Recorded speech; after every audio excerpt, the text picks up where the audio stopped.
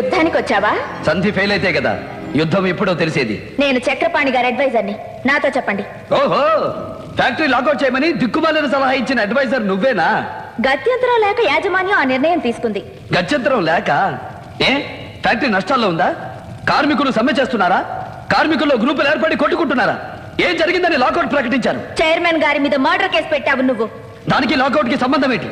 Company director గిరి మీద హత్యా ప్రయత్నం చేశావు నువ్వు. ఇప్పుడు ఏ ధైర్యంతో ఫ్యాక్టరీ తలుపులు తెరవమంటావు? అదే మీ భయం అయితే ఫ్యాక్టరీలో ఏ గొడవ జరగదని మా కార్మికులందరి తరఫున లిఖితపూర్వకంగా నేను హామీ ఇస్తాను. హామీ ఇచ్చినా నేను లాకౌట్ ఎత్తిపోయాను. ఎందుకని? నా మీద కోర్టు కేసు నడుస్తోంది.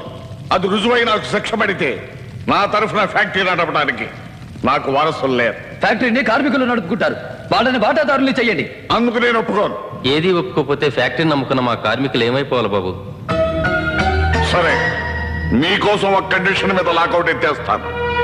నన్ను వదిలి వెళ్ళిపోయిన నా కొడుకు మళ్ళీ నా ఇంటి పేరుతో తిరిగి వచ్చి చైర్మన్ గా నా కుర్చీలో కూర్చోవాలి. ఈ కండిషన్ కి ఇష్టపడితే వెళ్ళి ఫ్యాక్టరీ తలుపులు ఓపెన్ చేసుకోవచ్చు. 1000 మంది కార్మికుల ఆకలి ముఖ్యమో నీ ఒక్కడి పంతం ముఖ్యమో తేల్చుకో.